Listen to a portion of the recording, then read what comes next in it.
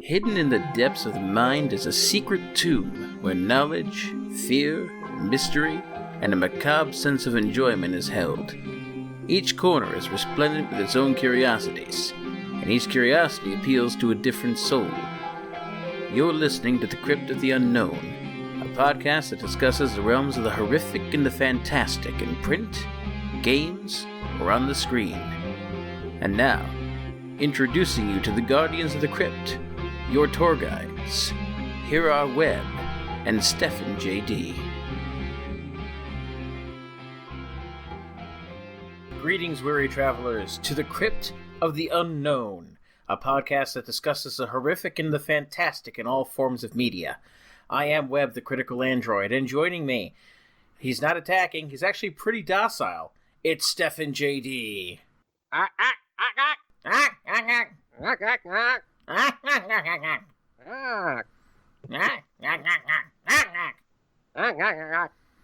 guess we can tell them what we're talking about now, right? Yeah. Yes, the great film of 1990, Directed by Adnan. There's some new syllables in there, aren't they? I think so. we are discussing 1996's box office bomb, Mars Attacks. Yeah, what a bomb. Yes, this was, as I already mentioned, in act form. The film was directed by Tim Burton, and it had a budget of $70 million and grossed $101.4 million. So that is a box office bomb.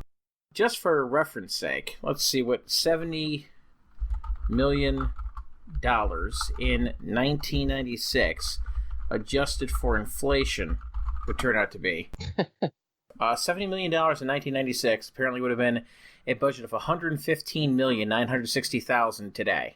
All right, so not too much more, but almost like double what it was, almost. $45 million more, that's pretty huge. Yeah. And it did not make that back, obviously. Nope. This is a weird one, not just because, like, it's a Misfits song and I like the Misfits, but also because it was just a trading card game. That's this whole thing was just a TOTS trading card game made in the 1960s that parents were like, these cards are too damn violent. And they actually are. I mean, they even have the aliens shooting a goddamn dog on one of them, which is great, but it's very violent.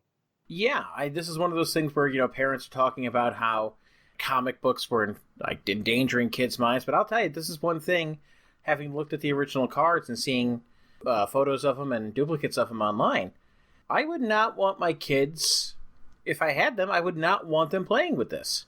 Yeah, it seems a little over the top for kids. I just can't imagine those conversations either. Like, hey, Billy, I'll trade you my dog killer for your wife snatcher.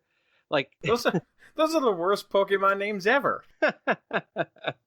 Wife snatcher's superpower is baked fudge cakes. I don't know. Dog killers. Meanwhile, dog killer's special attack is killing the dog. Yeah. Dog killer used to kill the dog. There ain't no dog around. We'll do it anyway. Dog killer, and it just attacks. Yeah, a dog killer. Yeah, this is such a weird thing, and the worst part is they trapped all these actors in this movie somehow. They trapped them, Stefan. They trapped them. They literally put them all in cages when they were not on set. They really did. That's what they do. Well, that would explain the budget.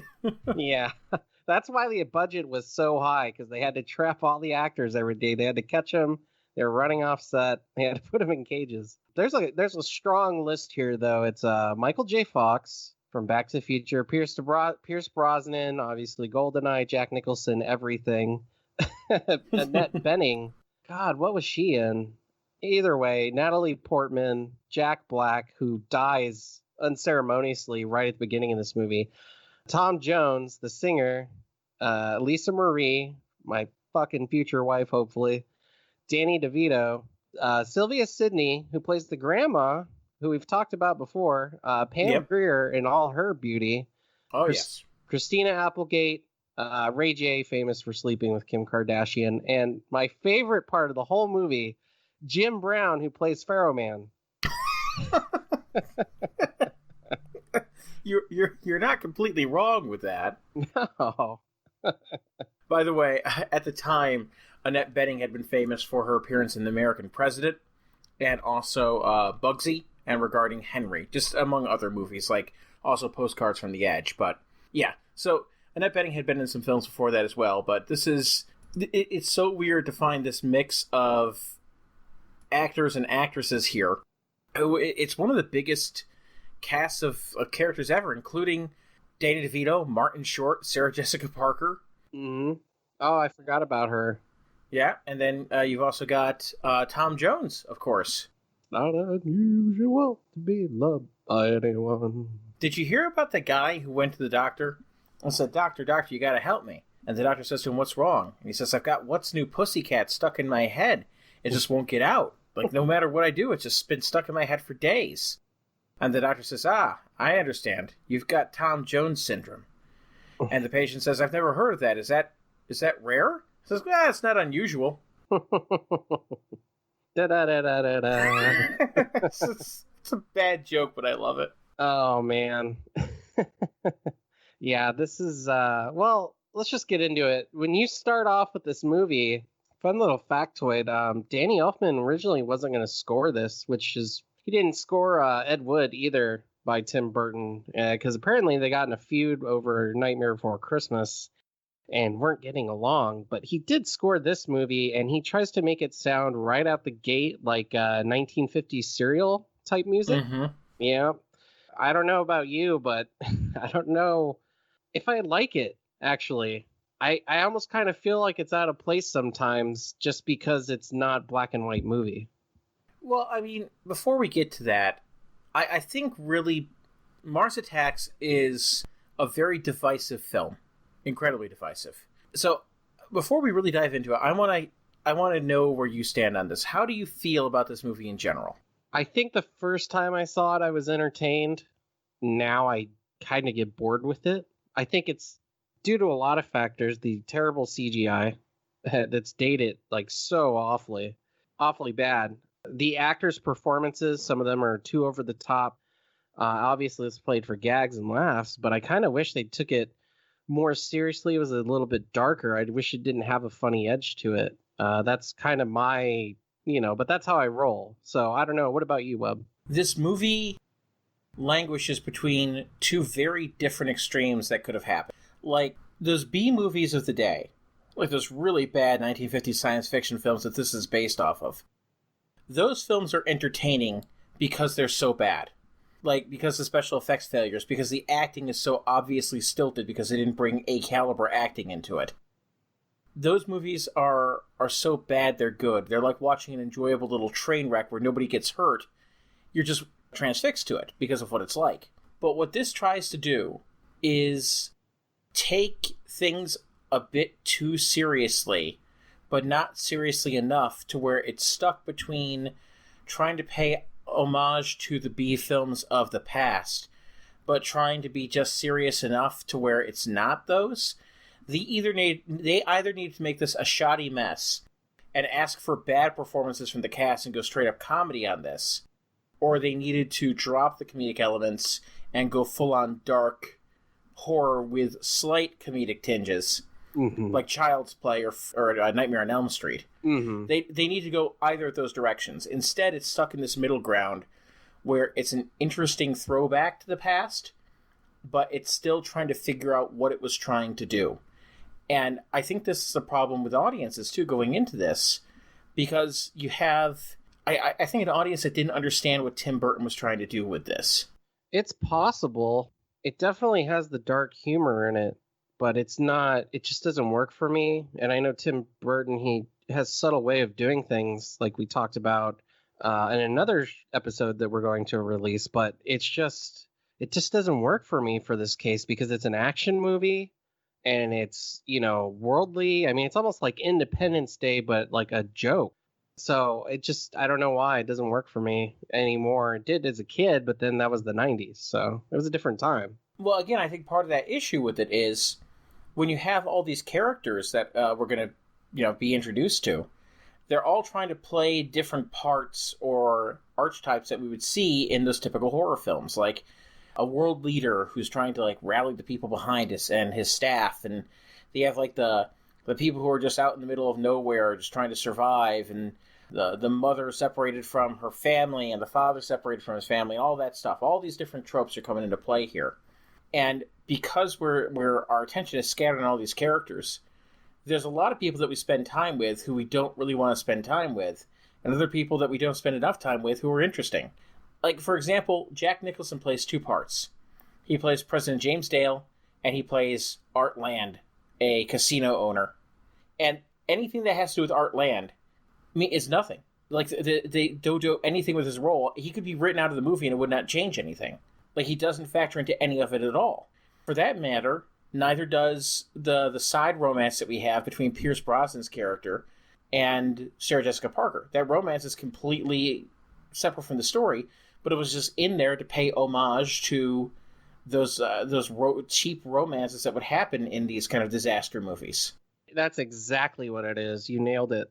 Yeah, it doesn't work either, too, because even in those cheap movies, there's something alluring about their relationship that, like, when people have chemistry in those movies, even though it's bad, there's still something there. With Pierce Brosnan and Sarah Jessica Parker, you don't get that for some reason. And I know it's, like, really over the top, but I don't know. I almost think Pierce Brosnan was miscast as well. Like, that role, for some reason, just doesn't suit him for me. And I know that they had somebody else in mind beforehand that didn't show up. But I don't think he should have been in the movie. I don't think Sarah Jessica Parker should have been in the movie. Yeah, you're right. Nicholson's other role, Art, should not have been in the movie, Art Land. Mm-hmm. So, I don't know. There's a lot of weirdness in this one. There's too many celebrities, and you're right. There's a lot of people you don't want to hang out with. I do like hanging out with the trio, though, of Pharaoh Man, Pharaoh Girl, and Danny DeVito and the hippie. Yes. Like, them all in the casino freaking out and watching the news is probably the highlight of, like, the roles that are fun to watch. And also, obviously, the kids with the Martian guns when they're playing their video games, because back in the day it's like, oh my god, they're playing a video game in a movie, that's awesome. Or what would we say back in the day? That's hip, that's rad. Yeah. So stuff like that. I also like the pairing of Richie, played by Lucas Haas, and Florence, his grandmother, played by Sylvia Sidney. Grandma's the best character in this movie, arguably, with some of her lines. Lucas says, I want to thank my grandma for always being so good to me and for helping save the world and everything. Yeah, all right. Or her response when she's in the nursing home watching the TV. They blew up Congress. I want people to know that they still have 2 out of the 3 branches of the government working for them. And that ain't bad. Yeah. See, that's where the movie works at it's a amazing best, with that dark humor, like the idea of the president saying that the American people still have 2 out of 3 branches of government, because there's a bunch of people who are fucking dead. Like, a lot of them. And he comes out with a line like that, and it's comedic gold. So, like, there's so many opportunities. Or even when the president of France calls up Jack Nicholson, or President Dale, and he's like, Mr. President, we've brokered a peace with the Martians. Maurice, get out of there. Get out of there now. And then you hear the and gunfire, and yeah. And it's just like, Maurice, Mondor. And he, like, hangs up the phone. And he's just so defeated and deflated there at his desk, head down, that by the time this general comes in with the papers to launch the nuclear ordinance, he's just like, Mr. President, will you sign this? And he just doesn't flinch. What is it? My last will and testament? Oh, man, there's like a lot of gags on the president in this one when he says, I'm not a crook, I'm ambitious. There's a difference. Yeah. Or watching his wife get crushed by the chandelier. It's... Oh, yeah. Glenn Close plays the first lady, and she's completely meaningless to the plot. Mm-hmm. But his reaction to seeing her get crushed by the chandelier is pretty awesome. Or when they do fire the nuclear ordnance to the ship and they're trying to watch the video, and then we just see them absorb it with their balloon thing, and they take it into the ship, and then they inhale it like a helium balloon. And Jack's reaction to it is just like, what the fuck did I expect? Of course they were going to just, whatever, fuck it.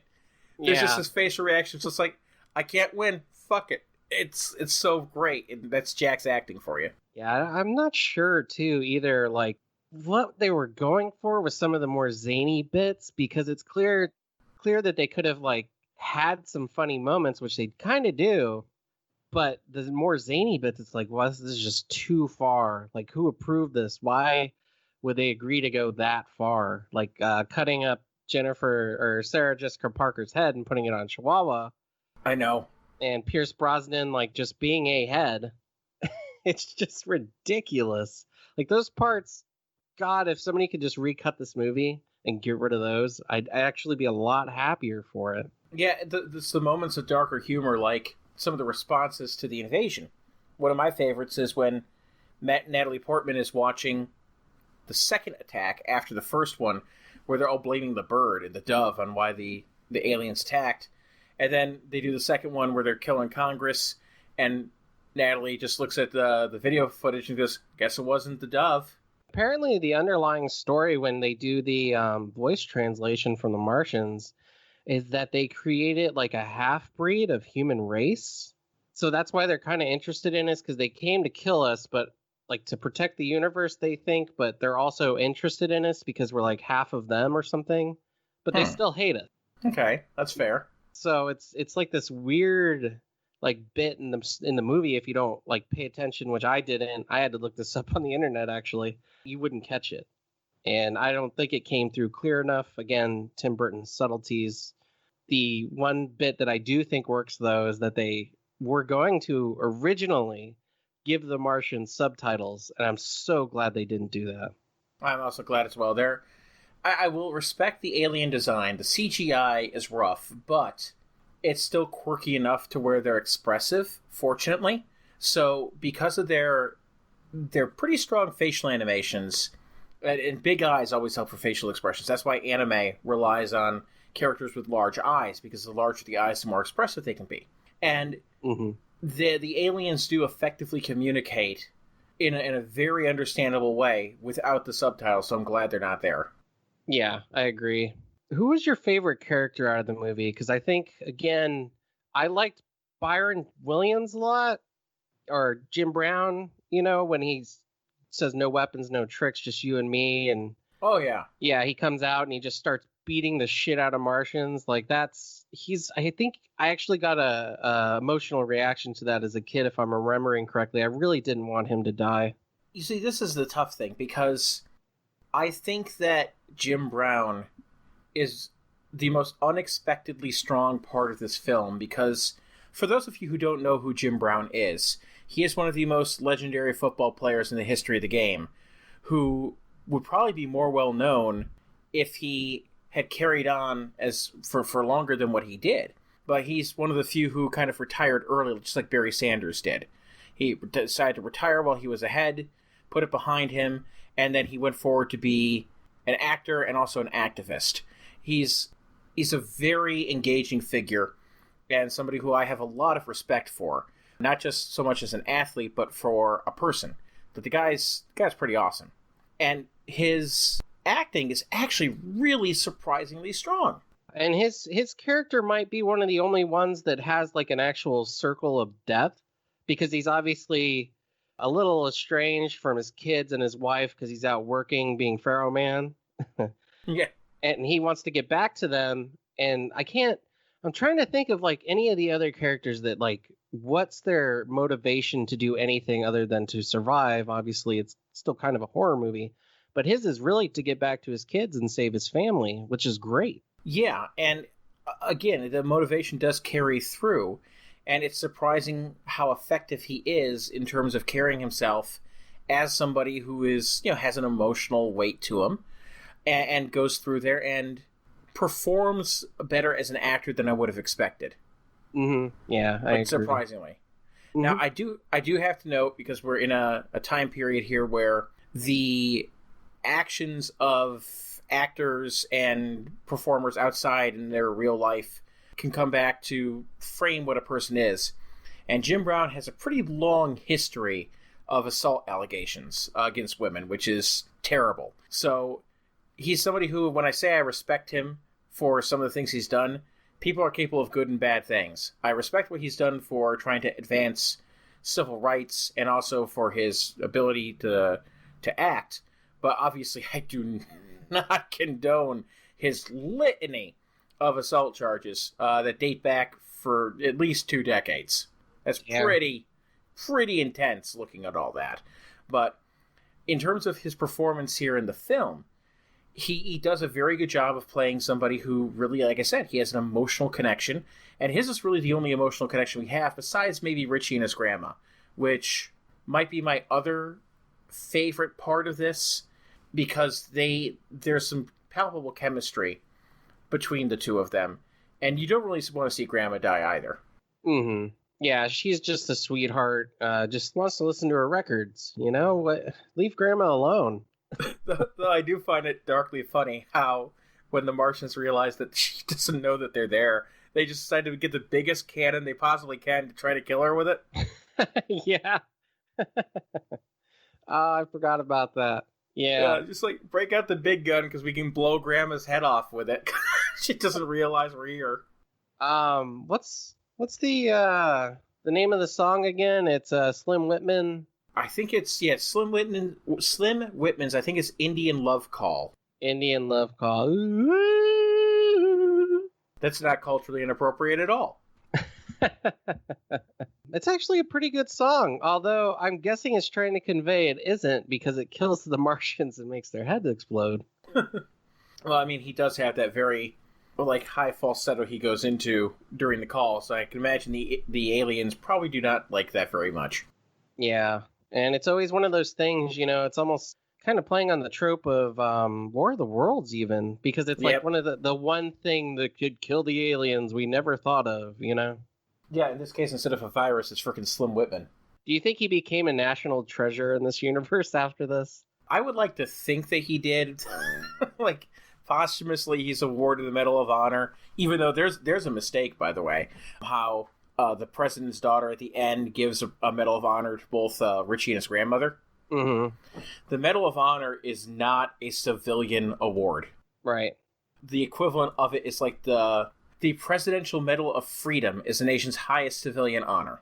Wow. Yeah, so that's what they should have been awarded. They should have been awarded the Presidential Medal of Freedom. Okay, so I got it wrong then. That's an interesting thing. I didn't even actually think about it at all. Just like, yeah, you get the medal. It's like a Star Wars or something. It's like, whatever. Well, let's be fair. In this movie with the aliens flying around, killing 2 Jack Nicholsons, attaching a dog's head to Sarah Jessica Parker's body, do you really think they were focused that much on getting the right award at the end? I know, right? Maybe it was even thrown in there just like, who cares? Like, if we got it wrong, let's just make it the most, blatantly obvious wrong medal to give to these people. Yeah, for your service in the Battle of Grenada, we present you this medal. I hate to say it, but that's the whole movie is just basically the Martians show up. They pretend that they're there for peace, which is a running gag because they keep saying it even when they're killing people. Don't run. We are your friends. Yeah, we are here to be friends with you. But other than that, it's just endless destruction. It's almost like, again, Independence Day, which I think came out 6 months later or a year later or something. It was the same. I think it was the same year. Mm-hmm. I think Mars Attacks came out in the summer of 96. Reference, and Mars Attacks came out on... Oh, no, wait, it came out Christmas. It came out Christmas of 96, December 13th. And Independence Day had to be a summer blockbuster, right?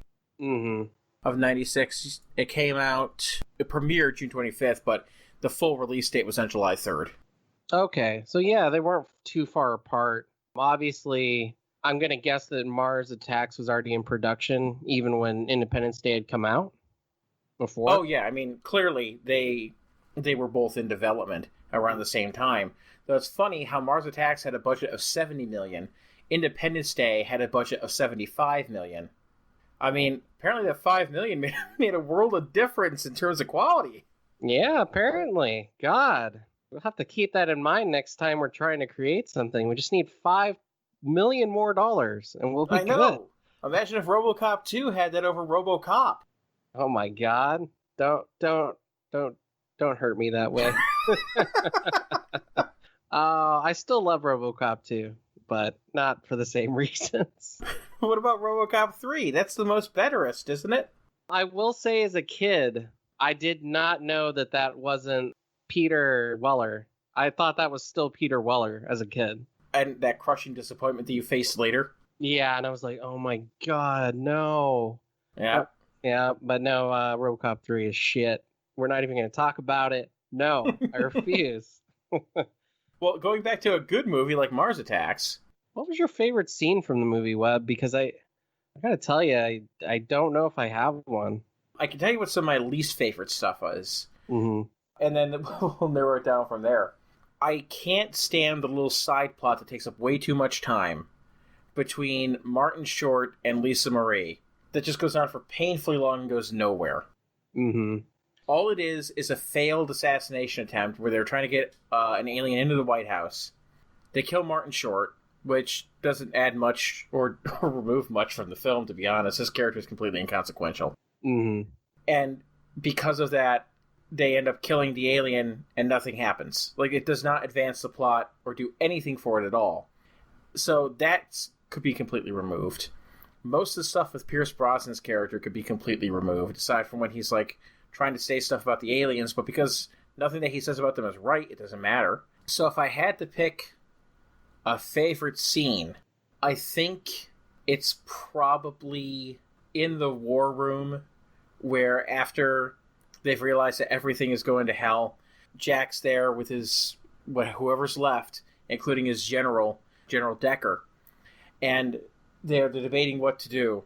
And Decker's going, "It's time to strike, sir." And Jack doesn't know what he's going to do. It's like, I don't know. "No, it's time to annihilate. Kill, kill, kill." and Jack's like, shut up. Just watching him mentally break down like that is pretty great. So I think that scene is probably my favorite.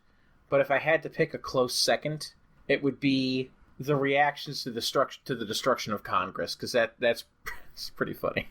That might be up there as well. I think mine would have to be with Pharaoh Man fighting the Martians. Maybe just that cool, like, you know what? I'm gonna knock you guys out, and they overtake him. And yeah, that cool, like, when the camera's going away and they're like flying away, and they just see him lying there, and the Martians back off. Mm-hmm. Like, it creeped me out as a kid. I was like, God damn it, he's dead. Of course he's not, but maybe that. And then at the beginning, when you actually see the 1950 flying saucers flying away from Mars and heading towards Earth, I just like the imagery of that. Obviously, it hasn't aged well, but I still, just how many ships they include and the way they look and spin, I don't know. I can't get enough of that. It just looks rad.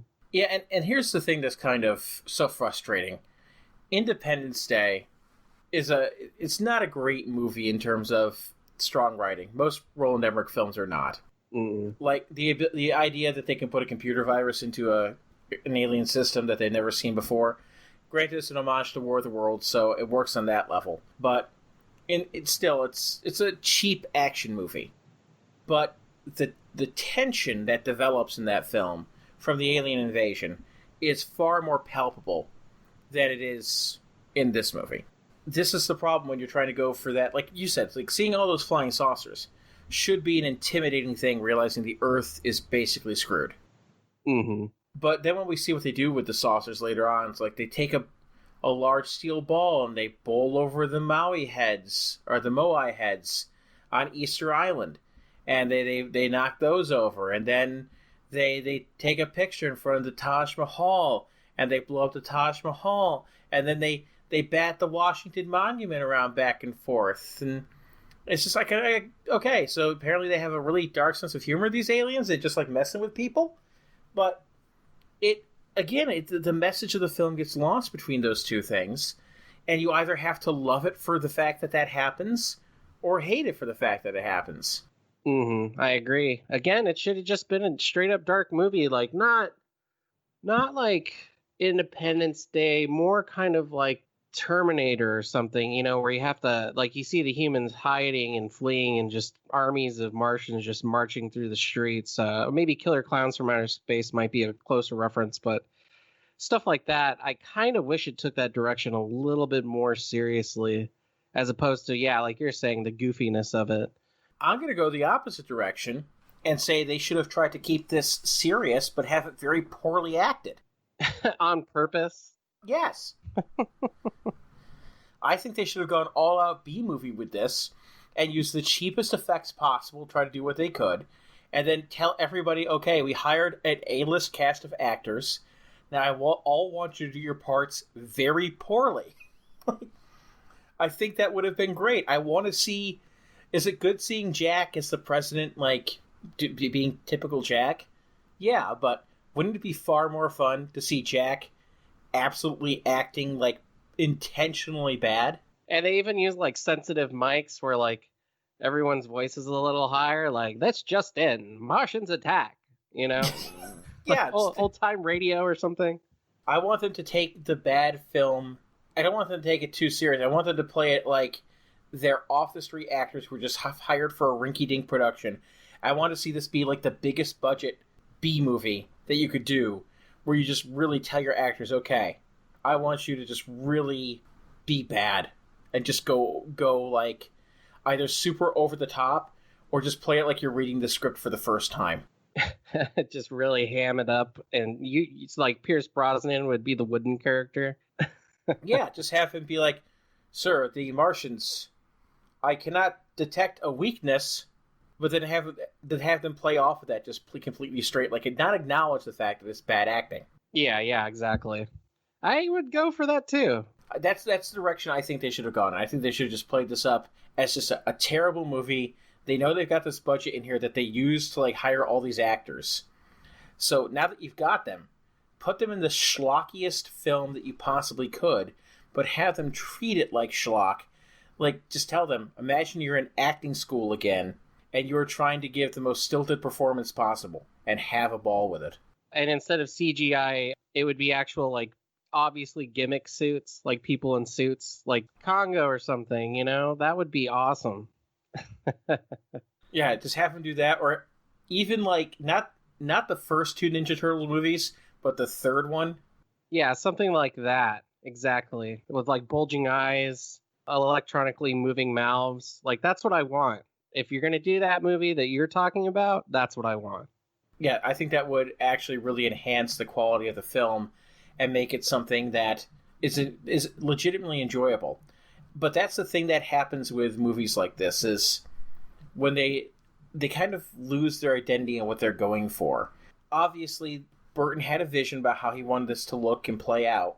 But unlike with Beetlejuice, where everything kind of clicked to make that movie what it was, nothing here really clicks. No, not at all. And none of it works at all, almost. I mean, there's a couple things, but yeah. It's tough when you're drawing inspiration from bad movies, because obviously you want to keep some of that element of the poor quality to it. But that poor quality came from the lack of a story, too many characters, and the fact that they just have this inconsistent tone. But it could have been easily remedied, and I do mean easily remedied, by having the tone be more consistent, and by having the core characters give them more to do, because those are the people that we want to see. You're wasting the viewer's time, because this movie is, I believe it's like an hour and 40 minutes or so. Yeah, it's 106 minutes, so that's an hour and 46 minutes. It feels like this was an hour-long movie. Like, they padded this out by, like, 40 minutes or so. Even the characters you do like just end up dying too soon or don't make it, which is kind of okay. But, like, at the time, I really felt like Jack Black was kind of coming up, and that was, like, the character I looked forward to seeing to most in the movie. His character is basically, like, the over-the-top guy who goes off to serve in the army and his family's really proud of him type, but I didn't like the actual role, but I just wanted to see more of him, and he dies just so unceremoniously right at the beginning. A lot of people do. I don't get it. See, that's the thing. Like, showing that anybody could die, like when they kill off Michael J. Fox so early, is that a little shocking? A little bit, because it's Michael J. Fox. Mm-hmm. But then they just beat that to death by killing off so many more characters. Yeah, and it's never the ones you want. Like, I'd rather have Pierce Brosnan and Sarah Jessica Parker actually be the ones that bite it in the beginning instead of Michael J. Fox. Right. Or, keep Danny DeVito's character, who's completely underused, but keep him in the film instead of, even Annette Bening's character. Like, I don't understand. Like, the creative decisions that were made on this film kind of baffle me. Mm-hmm. Danny DeVito's character, who I think is just known as Rude Gambler. Yes. He says one of my favorite lines in the movie. He says, "You want to conquer the world? You're going to need lawyers, right?" Just blow him away. It's an interesting failure. I don't know what else to say about it, honestly, because it's just straight up goes from them coming to Earth. They say that they're our friends, which they're not. And then there's just an all-out battle to try and save the world. And you get to follow these characters along, and then that's it. They find out that the Whitman song can just turn their brains to mush, and that's the end of your movie, really. Yeah, there's no major plot elements. I mean, basically, if you had to set it up, aliens invade, the major story beats. The aliens invade, they kill a bunch of people, they try to make peace, they kill a bunch of people again, they start an all-out invasion, and then they discover a weakness, and the humans end up winning. Yeah, that's it. And unfortunately, none of the characters are developed. Intentionally, they're not developed. If you want to do homage to these movies of the past, then you have to make them as bad as the movies of the past to have them work. I agree. Like, if you want to make a bad, like, Ed Wood type of film, then you really have to commit to replicating that. You can't just put these together and think that, oh yeah, this is going to be a fun little homage, because you're missing what makes those movies fun. Those movies are fun because there was passion, but there wasn't skill. It's like Plan 9 from Outer Space. Cult classic for being bad, but there was a passion behind what he was trying to do. How much of Mystery Science Theater 3000 have you watched, Stefan? I have watched, I want to say, 4 or 5 episodes. The thing that makes the best Mystery Science Theater 3000 films, to me at least, is when they are hitting on a movie that really, really tries. Like, you could tell that they were really trying, but despite the fact that they tried, they failed so spectacularly. Mm-hmm. Those are the best, because you just kind of feel bad knowing that these people tried so hard to do what they could, but they just didn't have the skill to do it. Because when you overshoot your goals, you don't understand what your capabilities are. It makes for a wreck. Like when we talked about Billy Idol's Cyberpunk, that was another thing that was just mystifying, like when we got to the song Heroin. Mm-hmm. Because obviously we know Billy was passionate about what he was doing. And he was thinking that, I can do this. I can make a 7-minute trance electro song out of a Velvet Underground song with Patti Smith lyrics in it. I can do that. But the question is whether or not he should have done it, to borrow from Jeff Goldblum. Say, you keep asking yourself if we could do that, but none of you ever asked if you should. Right. Unlike Billy Idol, who is talented, like he should ask the question, should I even do this Cyberpunk album? Which, of course, he shouldn't have. I mean, it's okay that he did. We had some fun with it, talking about it. Yeah. But, like, even Tim Burton, who is known for doing dark stuff, known that he can create worlds that we want to live in, like Edward Scissorhands and so on and so forth. It's just weird that he went a comedy route when it shouldn't have been that way. He should have relied more heavily on his skills to bring us into a weird world where the enemies are the enemies. These are just laughs, really. And I just don't get it. It didn't work for me at all. It still doesn't work. I still think going the opposite direction, but even that has problems too, because there's like some movies. Have you ever seen the movie Black Dynamite? No.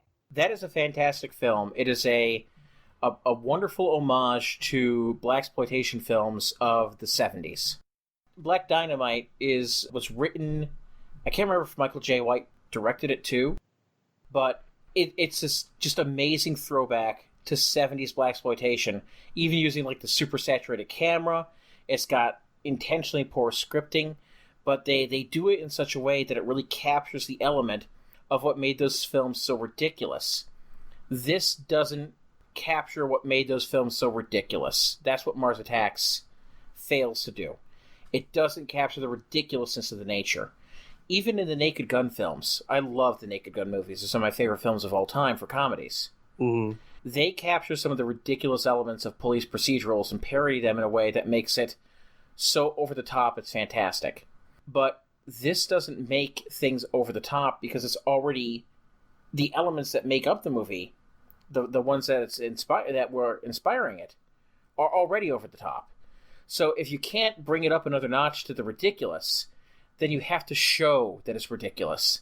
And that's what this movie fails to do, in my opinion. If anyone does like the premise, though, of Mars Attacks and they want to get more of it, but they obviously, you just don't want the movie, or you felt like it could have been done better in some way, the story does continue in the Dynamite comic books, Mars Attacks, and you will get more of Webb's idea and the Martians actually being kind of more of a threat. They're not in there for laughs, and there's actually that solid time period where they actually do belong, not in the everyday world of the 90s. So you can go back and read those, and I believe they are still coming out frequently each year. I'm not sure if it's monthly, though, but the story does continue elsewhere. That would be a good way of expanding that, going from the cards to the comic series, and enjoying those for what they are, because it's the artwork on the cards is wonderfully graphic in terms of not just graphic like design, but also the graphic, gory nature of them. It's pretty astounding. It's funny for once to actually see humans getting it. I don't know why there's comedy in that, but there is. Oh yeah, there's a degree of funniness in seeing the human race be brought down so heavily in an over-the-top fashion. There's dark humor involved in that, and that's what this movie tries to do, and at times really does succeed, but it just doesn't do it enough. Yeah, I agree. I would have wanted more celebrities killed off faster and then just left it at that and then leave us with this core band of unknowns. Or, like, lesser celebrities, I guess you could say. Yeah, I'd take that. Kill off everybody except... Keep Jack, because Jack is Jack. Mm-hmm. Tom Jones, because it's Tom Jones. Keep Richie and his grandmother. Mm-hmm. Keep Jim Brown. Yeah. And keep Pam Grier, of course, because it's Pam Grier. Oh, yeah. And there you have a core movie. You can work with that. See, I'd go watch that right now. I'd go watch that movie. I watched that, too. Yeah. Maybe Michael J. Fox, too, but, like, keep him in the background, like, on the TV as an actual reporter, so he's, like, not ever in a scene. He's just always reporting the news. I'd put that in there, too. Okay, I can buy that. I'll keep Michael J. Fox around. He lives. He lives. And then keep Danny DeVito in there to die later. I'd be okay with that. We need more Danny DeVito in the world. He's a good guy. He is. He's a funny one. Yeah, I like Danny DeVito, especially in Always Sunny. Or Batman Returns was my introduction to him. Yeah, same here. And I would argue to this day still that when it comes to like spot-on casting decisions, Danny DeVito as a Penguin may be one of the best casting decisions in the history of film. Yep, Colin Farrell, I think that's who's playing the Penguin in the new Batman movie with Robert Pattinson. He's got a long road to hoe, because that was damn good casting right there. I don't think anyone else could have done it better at the time. I can't think of a single actor. No, I can't either. Yeah, it's right up there with Patrick Stewart as Professor X. Oh, yeah. Oh, God. Yeah. When I heard that they were going to be doing X-Men First Class and they had to do like younger versions, and it's like they were talking about, well, who are they going to get for Professor X? I said, just Patrick Stewart. I am willing to put him in the role and just pretend he is younger. Like, don't even use prosthetics.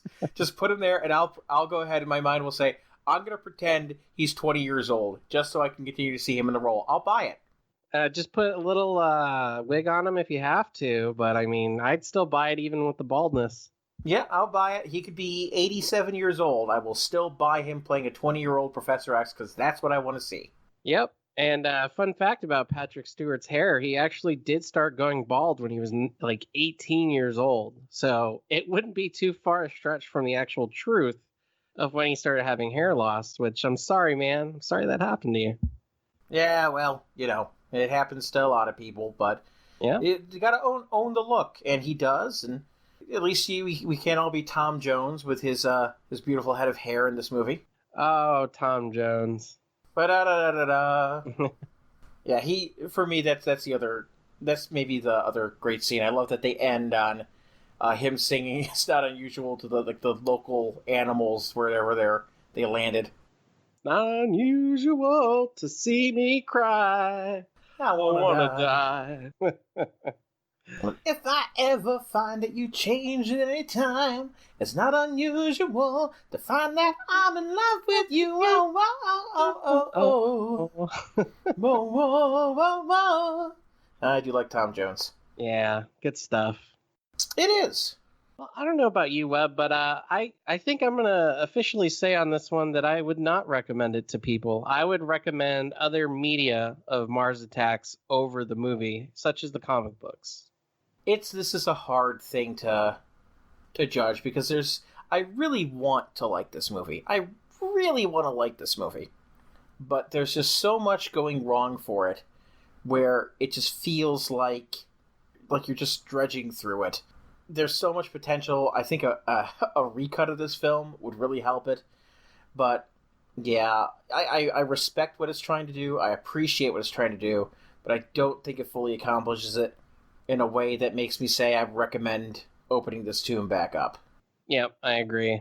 Keep it closed on this one. I don't know. If you really want to play with something, though, they do have Mars Attacks toys, so you can buy one of those off eBay for $1,000 or whatever they are.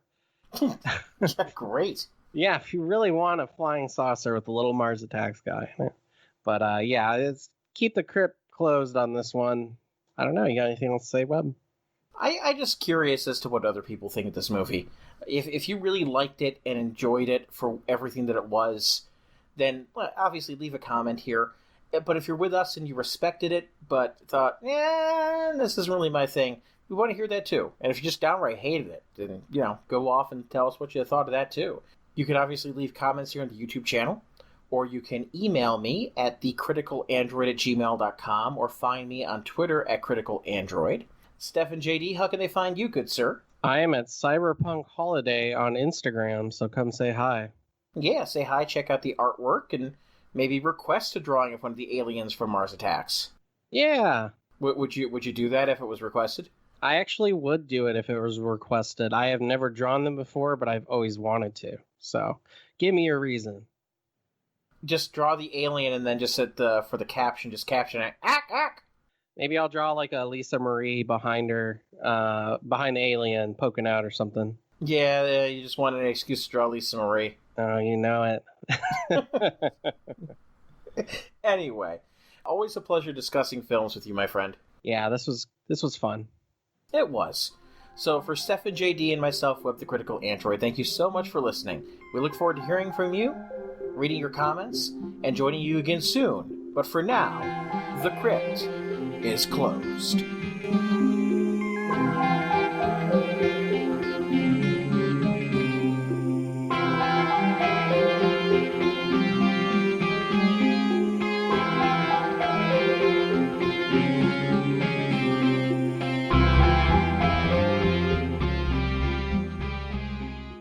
Not unusual to be loved by anyone. Da-da-da-da-da.